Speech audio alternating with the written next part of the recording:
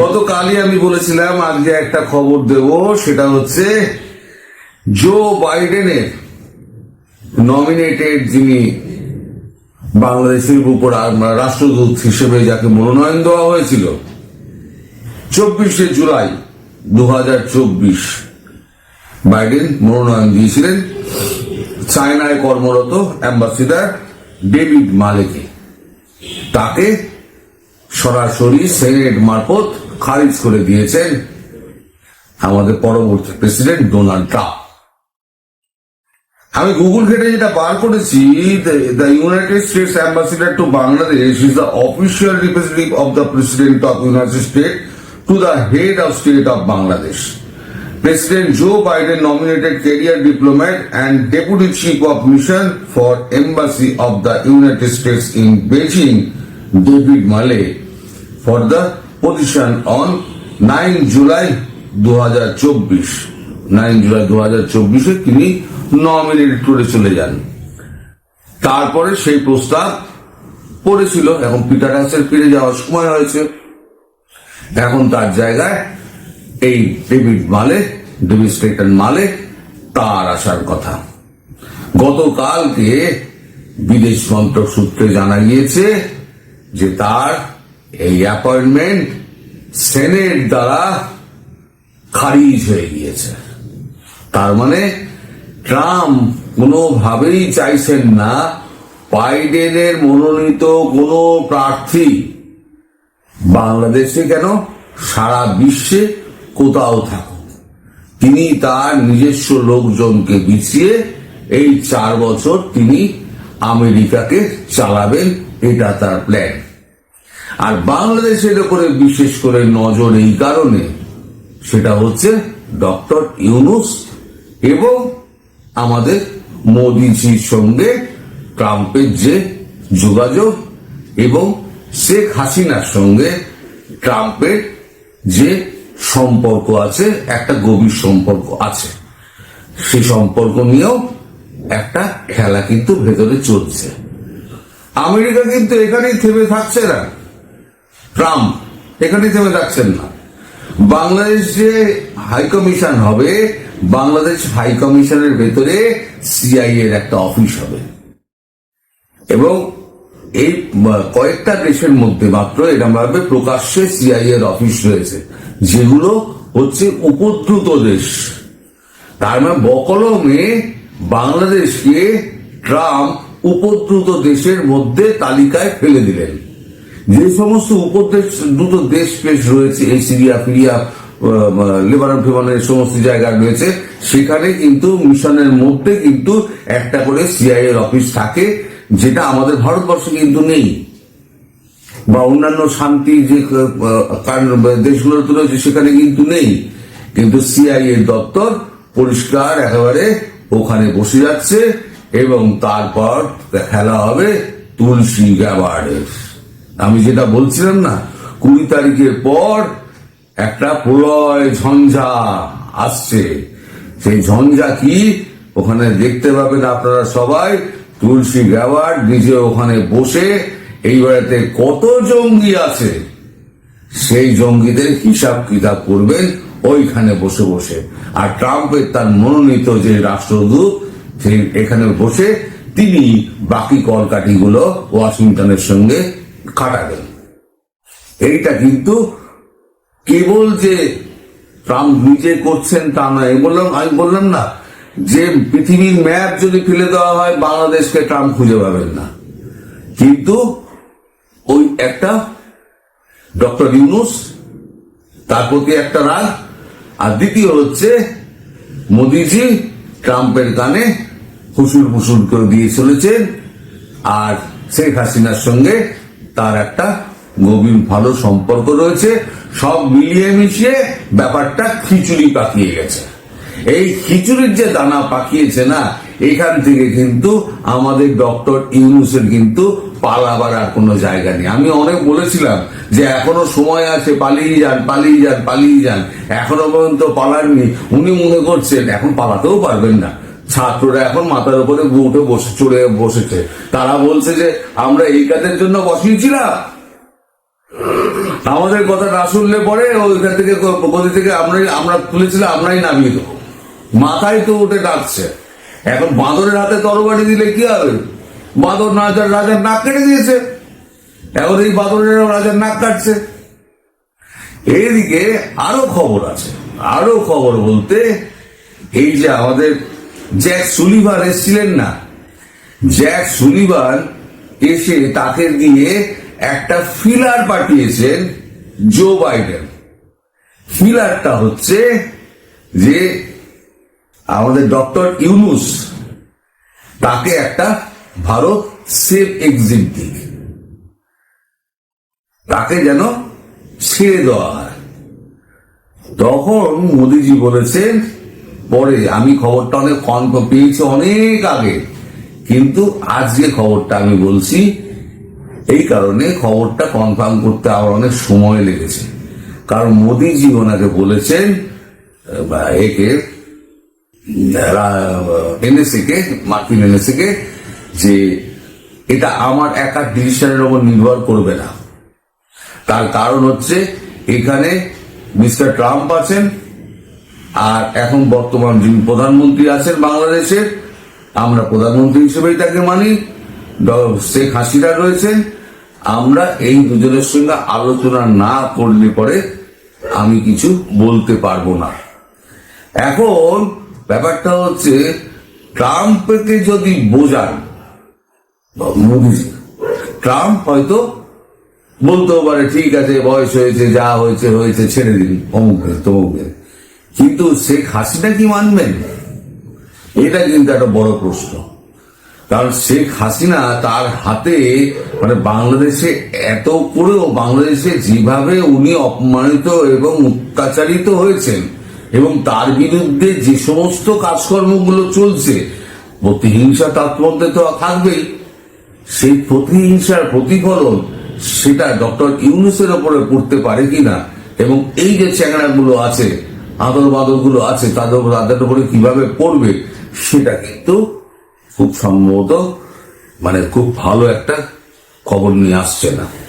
আর যে ট্রাম্প যে শুধু আমি বলেছিলাম না অনেক বড় বড় মাথা পড়বে, অনেক উইকেট পড়বে ট্রাম্প ক্ষমতায় এলে। প্রথম উইকেটটা কিন্তু মানে ট্রাম্প বোলিং করতে আসার আগেই কিন্তু প্রথম উইকেটটা ট্রুডো ফেলে দিয়েছে, ট্রুডো নিজেই সরে গিয়েছে, ওই উইকেট ট্রুডোর থাকলো না। এবার বাকি রইল হচ্ছে এইবারেতে পানামা, উনি অ্যাক্সেস চাইছেন পানামার, সোজা পার্কটিক এবং পানামা। উনি কি বলছেন, মেক্সিকো উপসাগরের পর ট্রাম্পের নজর গ্রিনল্যান্ড, পানামা, কানাডায় বল প্রয়োগেরও হুঁশিয়ারি।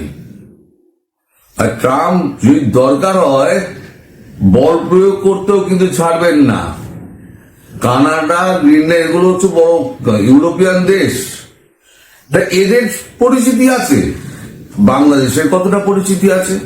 ট্রাম্প যদি মনে করেন যে উনি বাংলাদেশকে দখল করবেন এবং বাংলাদেশকে উনি ফ্রি করে দেবেন, আবার উনি 24 ঘন্টার মধ্যে করতে পারেন, সে ক্ষমতা তো আমেরিকার আছে, সেটা তো আপনারা খুব ভালো করেই জানেন। কানাডার মতো মহাদেশকে যদি শুইয়ে দিতে পারে, তাহলে পরে তো বাংলাদেশ আর কি। এখন বাংলাদেশেই যারা রয়েছে না চ্যাংড়া ব্যাংড়া, এরা যদি মানে মার্কিন এই মিশনের ধারে কাছে যায়, তার জন্য মানে আগাম ব্যবস্থা উনি করে রাখছেন। বেশ কিছু মেরিন কমান্ডো তারা কিন্তু বাংলাদেশে আসছেন, তারাই পাহারা দেবেন মূলত। বাংলাদেশ পুলিশের ওপরে, বাংলাদেশ সেনার ওপরে কিন্তু ট্রাম্পের কোনো ভরসা নেই। ট্রাম্প কিন্তু চাইছে নিজের লোককে প্রতিরক্ষা, নিজের ব্যবস্থা নিজে করে নেবেন। তাই ওখান থেকে নেভি সিল কমান্ডোরা আসছে, বেশ কিছু নেভি সিল কমান্ডো আসবে। দেখবেন যে পুরো একেবারে ওই মিশন চত্বর পুরো একেবারে নেভি সিল কমান্ডোরা 24 ঘন্টা ঘিরে রেখে দেবেন। এবং তুলসী গ্যাবার যেখানে যেখানে যাবেন তার জন্য কিন্তু আলাদা করে গাড়ি আসছে, সেগুলো হচ্ছে হামভি গাড়ি। যেগুলো আফগানিস্তানে ব্যবহার করা হয়েছিল, আফগানিস্তানে প্রচুর হাম্বি ফেলে দিয়ে আসা হয়েছিল আফগানিস্তানে, সেগুলো এখন তালিবানরা চলে বেড়ায়। সে গল্প তো অন্য গল্প, কেন ফেলে দিয়ে এসেছিল, কত অস্ত্র ফেলে দিয়ে এসেছিল, সেটা অন্য গল্প। যাই হোক, এবার এই যে উনি মেক্সিকো উপসাগরের পর ট্রাম্পের নজর গ্রিনল্যান্ড, পানামা এবং কানাডা বল প্রয়োগ করে হুঁশিয়ারি, এই যে খবরটা এটা হয়েছে, সেটা আমি একটু পড়ি। আমেরিকার প্রেসিডেন্ট পদে প্রথম মেয়াদে দেশের পরিসর বাড়াতে গ্রিনল্যান্ডে কিনতে চেয়েছিলেন ট্রাম্প প্রথমবারে 2016-তে, কিন্তু ওই স্বশাসিত দ্বীপের ওপরে ডেনমার্কের অধিকার আন্তর্জাতিকভাবে স্বীকৃত। এবার কুর্সিতে বসার আগে চাপের কূটনীতির রাস্তায় হাঁটতে শুরু করলেন আমেরিকার পরবর্তী প্রেসিডেন্ট ডোনাল্ড ট্রাম্প। মঙ্গলবার মেক্সিকো উপসাগরের নাম বদলে দেওয়ার কথা ঘোষণা করেছিলেন তিনি। এরপর জানালেন আমেরিকার বাণিজ্যিক এবং ভৌগোলিক পরিসর বাড়াতে পানামা খাল ও গ্রিনল্যান্ড কিনতে চান তিনি। পাশাপাশি ওয়াশিংটনের স্বার্থের পরিপন্থী কোনো আচরণ না করার জন্য হুঁশিয়ারি দিলেন পড়শি দেশ কানাডাকে। তাৎপর্যপূর্ণভাবে আমেরিকার স্বার্থ রক্ষার প্রয়োজনীয় শক্তি প্রয়োগের সম্ভাবনার পথও খোলা রাখার কথা ঘোষণা করেছেন ট্রাম্প। ফ্লোরিডা রিসোর্টের সাংবাদিক সম্মেলনে তার কাছে জানতে চাওয়া হয়েছিল, আগামী 20 জানুয়ারি প্রেসিডেন্ট পদের দায়িত্ব নেওয়ার পরে পানামা এবং গ্রিনল্যান্ডের ক্ষেত্রে সামরিক ও অর্থনৈতিক বল প্রয়োগ করবেন না, বিশ্বকে এমন নিশ্চয়তা দিতে পারবেন কিনা। জবাবে রিপাবলিকান নেতা বলেন, না, ও দুটি ক্ষেত্রের বিষয়েই আমি আপনাদের নিশ্চয়তা দিতে পারবো না, তবে আমি এটা বলতে পারি, অর্থনৈতিক নিরাপত্তার জন্য আমাদের ওই দুটিকে পানামা খাল এবং গ্রিনল্যান্ড প্রয়োজন। বুঝতেই পারছেন, 2016 সালে যে জিনিসটা তার মাথায় ঘুরছিল, সেটা কিন্তু 2024-ও তার মাথা থেকে বেরোয়নি। 2024-এ তিনি একেবারে পণ করে নিয়েছেন। আমি গতকালকে বলছিলাম না যে কানাডার দক্ষিণাংশ গ্রিনল্যান্ডের পাশ দিয়ে, আর গ্রিনল্যান্ডকে যদি কিনেই নেন তাহলে গ্রিনল্যান্ড এবং কানাডার দক্ষিণাংশ একেবারে সোজাসুজি এসে পানামা পড়বে, আর ডান দিকে হচ্ছে আর্কটিক। এই আর্কটিকে হচ্ছে পানামা, যেমন হচ্ছে মানে সমুদ্র চলাচলের জন্য পানামা খালটা তৈরি করা হয়েছিল পৃথিবীর সঙ্গে আর একটা পৃথিবীর যোগাযোগ রাখার জন্য। দুটো পৃথিবীর মধ্যে একটা পানামা খাল করে সেইখান থেকে জাহাজ যাওয়া আসা করত। সেই পানামা খালের অধিকার উনি চাইছেন এবং আর্কটিকটা ওনার দরকার, আর্কটিকের খনিজ ওনার দরকার। উনি হচ্ছেন ব্যবসায়ী, উনি বোঝেন যে কোথা থেকে আমেরিকার পয়সা আসবে। আমি বাজে পয়সা খরচা করব না, এখানে যুদ্ধ ওখানে যুদ্ধ, এখানে শান্তির জন্য সেনা পাঠাও, ওখানে শান্তির জন্য সেনা পাঠাও, আর বডি ব্যাগ বয়ে বয়ে নিয়ে বেড়াও, ওতে আমি যাব না, আমার দরকার নেই। আমি আমেরিকার খরচা কমিয়ে আমেরিকার লোকের আমি টাকা বাঁচাবো এবং তাদের ট্যাক্স মুকুব করবো, আমেরিকার লোক খুশি। এটা উনি যখন বলেছেন যে মেক্সিকো বর্ডারে উনি পুরো পাঁচিল তুলে দেবেন এবং দেবেন। 2024-25 ক্ষমতায় এসে এবার উনি কিন্তু ওই মেক্সিকোতে পাঁচিলটা পুরো 4 বছরে তৈরি করে দেবেন, যাতে সীমান্ত পারাপার না হতে পারে। আর আমাদের এখানে সীমান্তে আপনি কাঁটা তার বেড়া দিতে পারবেন না, উনি ওখানে পাঁচিল তুলে দিচ্ছেন, আমাদের সীমান্তে কাঁটা তার বেড়া দেওয়া যাবে না। তার মানে কি, তার মানে হচ্ছে এই যে মালদার অংশটা গন্ডগোলটা চলছে, মাঝে মাঝে বিজিবি ছুটে আসছে, মাঝে মাঝে বিএসএফ ছুটে যাচ্ছে, একটা বিচ্ছিরি অবস্থা। তো কাঁটা তার ওখানে দিলে পরে তাদের চোরাচালান করতে অসুবিধা হবে। তারপরেও চেঁচাবে যে সীমান্ত হত্যা হচ্ছে কেন, আরে কাঁটা তারের বেড়াটা অ্যালাউ করে দাও না।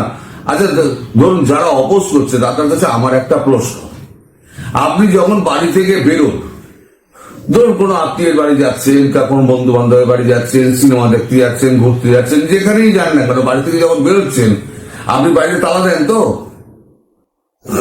সব কটা ঘরের তালা বন্ধ করে দিয়ে, খিড়কির দরজা বন্ধ করে দিয়ে, ডবল লক করে দিয়ে তারপর আপনি বেরোন। পারলে 10 বার চেক করে নেন ধাক্কা দিয়ে, বন্ধ হয়েছে তো, বাইরের গেটটাও বন্ধ করে দেন, যাতে চৌহদ্দির মধ্যে কেউ না ঢুকতে পারে। তাহলে পরে আপনার বাড়িটা আপনি সুরক্ষিত রাখবেন, কিন্তু একটা দেশ তার সীমানাকে সুরক্ষিত করতে পারবে না। আপনাদের ভীষণ গায়ের জ্বালা, ভীষণ গায়ের জ্বালা আপনাদের। আপনারা যা যা করছেন, যা যা মানে আপনারা অতীতে করেছেন, তার পুরো ফল আপনাদের ভোগ করতে হবে। ওই জান্নাত ফান্নাত বলে কিছু নেই। পাপ করেছেন এখানে, ভোগ এখানেই করে যেতে হবে। তার জন্য কিন্তু তৈরি থাকুন, এটা আমি বলে দিলাম। আর আমেরিকায় যিনি রাষ্ট্রদূত হিসেবে আসবেন, মনোনয়ন দিয়ে আনবেন, যাকে পাঠাবেন, তিনি সেরকম করোয়া লোক হবেন এটা তো বোঝাই যাচ্ছে। কারণ ট্রাম্প একটুখানি টেরা লোক, তিনি টেরা লোককেই পছন্দ করেন, টেরা লোককে এনেই বসিয়ে দেবে। তারপর বাকিটা খেলবে হচ্ছে তুলসী গ্যাবার্ড। তখন দেখবো এই জামাত, তারপরে এই যে আল বদর, তারপর আল শামস, তারা কোথায় কোথায় থাকে, কোথায় কি করে, টপাটপ কেমন দেখবেন।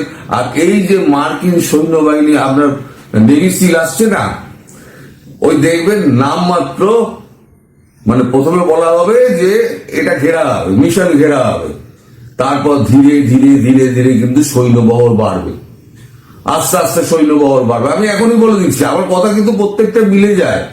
আমি আজকে বলে দিচ্ছি, মিলিয়ে নেবেন। সৈন্যবহর কিন্তু ধীরে ধীরে ধীরে ধীরে ট্রাম্প বাড়াবে, তারপরেতে আমেরিকা এখানে একটা বেস করে নেবে। তাতে প্রধানমন্ত্রী মোদীর কোনো আপত্তি নেই। বুঝতে পেরেছেন? এই ভিডিওটা দেখুন, আমি এই ভিডিওটা আপনারা দিচ্ছি, ভিডিওটা দেখুন। ট্রাম্পের সঙ্গে মোদীর এই যে নিয়ে মানে এটা কি বলে, রসায়নটা দেখুন ট্রাম্পের সঙ্গে মোদীর। He actually speaks very good English, you just don't want to talk.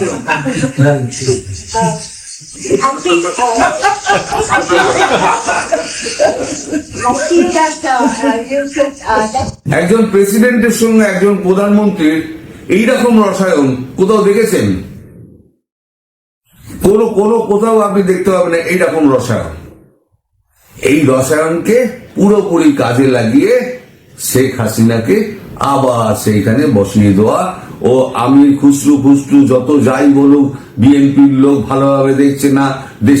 দেশের মানুষ কিন্তু চাইছে যে শেখ হাসিনাই ফিরে আসুন প্রধানমন্ত্রী হিসেবে, তিনি আবার বসুন, না হলে পরে এই দেশকে কেউ ঠিক করতে পারবে না। এবং আমেরিকা এবং ভারত এবার পূর্ণ সহযোগিতা করবে আগামী 3-4 বছরের মধ্যে বাংলাদেশকে আবার তার মানে আগের জায়গায় ফিরিয়ে নিয়ে যেতে। বাকি বিএনপিরা থাক, রাজনৈতিক দল থাক, কিন্তু যতদিন ক্ষমতায় আছে, তার ক্ষমতা থাকার যতটুকু সময় আছে, সেই ক্ষমতার পরে একটা নির্বাচন হবে, তখন যদি বিএনপি আসতে পারে বিএনপি আসবে, তাতে কারোর কোনো আপত্তি নেই। কিন্তু জিতে আসা প্রধানমন্ত্রীকে এইভাবে তাড়িয়ে দেওয়াটা, এটা কোনোভাবেই কেউ মেনে নেবে না, কোনো রাষ্ট্র মেনে নেবে না, বিশেষ করে আমেরিকা ভারত তো মেনে নেবেই না। ফলে যাওয়ার বলছি, পলায়তি জীবতী ডক্টর ইউনূস, এখনো সময় আছে, পালান, আপনার সময় কিন্তু কমে আসছে।